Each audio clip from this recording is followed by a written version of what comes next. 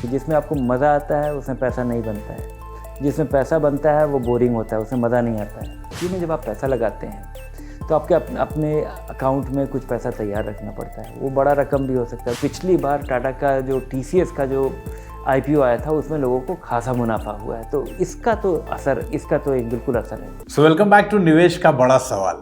अच्छा, आप में से बहुत सारे लोग IPO के बारे में जानते होंगे, या कुछ लोग ऐसे भी होंगे जिन्होंने IPO सुना तो होगा लेकिन उसके बारे में जानते नहीं होंगे।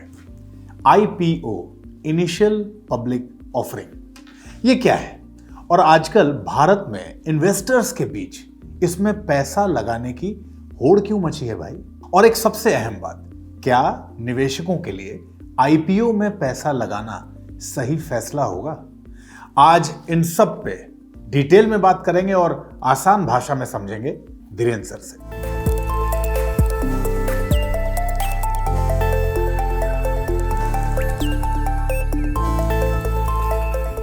स्वागत है सर। आज सबसे पहले तो आपसे हम लोग ये जानना चाहते हैं कि सर IPO होता क्या है और भारत के बाजार में इन्वेस्टर्स के बीच इसमें पैसा लगाना आजकल इतने ट्रेंड में क्यों है? IPO में पैसा लगाना शेयर में पैसा लगाने जैसा है, लेकिन इसमें लोगों को मज़ा आता है। इसमें मज़ा आता है, इसके 2-3 कारण हैं। एक तो कि एक नई कंपनी का पहली बार शेयर खरीदने का मौका मिला है। इसमें एक थोड़ा लॉटरी का भी एलिमेंट है कि बहुत सारे लोग अप्लाई करते हैं, बहुत सारे लोग उधार लेके अप्लाई करते हैं। और पिछले सप्ताह तो कमाल ही हो गया, 5,40,000 करोड़ रुपया लोगों ने अलग अलग IPO में लगाया। कुछ अच्छे कंपनियों का भी IPO आया है, कुछ अच्छे कंपनी का IPO आया है। और पहली बार जब हम कोई कंपनी शेयर इशू करती है बाज़ार में लिस्टिंग के लिए तो उसको IPO कहा जाता है। तो इस वजह से ये पहली बार लॉटरी का एलिमेंट लगाएंगे लोग, 100 लोग मिलेगा 2 आदमी को, तो इसकी वजह से इसमें लोगों को बड़ा मज़ा आता है। अच्छा सर, लोगों को संभवतः इस बात की क्लैरिटी ना हो कि IPO में अपना पैसा निवेश करना सही होगा या नहीं, इसके बारे में ज़रा डिटेल में बता दीजिए। IPO में जब आप पैसा लगाते हैं तो आपके अपने अकाउंट में कुछ पैसा तैयार रखना पड़ता है। वो बड़ा रकम भी हो सकता है, 2 लाख रुपए तक का भी हो सकता है। वो पैसा जो आपको लगाना है IPO के लिए, वो पैसा अटका रहता है जब तक कि अलॉटमेंट नहीं होता है। आपके खाते में ही पड़ा रहता है, लेकिन अलॉटमेंट तक आप उसको निकाल नहीं सकते। आप निकाल नहीं सकते मतलब 2 लाख रुपए का आप लिक्विडिटी हमेशा तैयार रही है, क्योंकि आपको IPO में लगाना है। और एक IPO का एक रूल रहा है, जब आपको आसानी से जिसमें अलॉटमेंट मिलता है उसमें पैसा नहीं बनता है। जब आपको अलॉटमेंट नहीं मिलता है उसमें अक्सर लोगों का पैसा बन जाता है।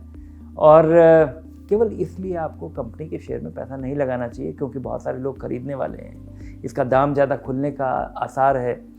ये सब कारण अपने आप में निवेश करने के कारण नहीं है। अच्छा, अब बहुत सारे लोग सर ये भी जानना चाहते होंगे कि IPO में इन्वेस्ट करने की बजाय कहाँ निवेश करना चाहिए अपना पैसा? IPO एक सीजनल चीज़ है, कभी आता है कभी नहीं आता है, कभी ज़्यादा पैसा लगता है कभी नहीं लगता है, अलॉटमेंट होगा कि नहीं होगा। इसलिए एक प्लान बनाइए और आपका substantial saving plan, long term saving plan, long term investment plan एक अच्छे इक्विटी फंड में SIP होना चाहिए और वो करते रहिए। कभी 20-50 हज़ार रुपये आपके खाते में हुआ और कोई IPO आ रहा है तो कभी आपने लगा दिया, ये अलग बात है, लेकिन उस पर आपकी निर्भरता नहीं हो सकती। बहुत बहुत धन्यवाद सर, IPO के बारे में सब कुछ इतनी आसान भाषा में हम लोगों को समझाने के लिए। क्योंकि एक बात तो ज़रूर है कि हम कई बार बिना जानकारी और क्लैरिटी के हड़बड़ी में कुछ फैसले ले लेते हैं और कई बार इसके परिणामों का हमें अंदाज़ा नहीं होता और इसलिए नुकसान झेलना पड़ जाता है। तो अपने निवेश से जुड़ा कोई भी सवाल हो मन में जिसको लेकर दुविधा हो, पूरी क्लैरिटी ना हो, तो वैल्यू रिसर्च धनक है ना, हमारे वीडियोस के कमेंट बॉक्स में जाके अपना सवाल बेझिझक और बेधड़क पूछिए और अपने प्रश्नों के उत्तर के लिए धनक को आज और अभी सब्सक्राइब कर लीजिए। नमस्कार।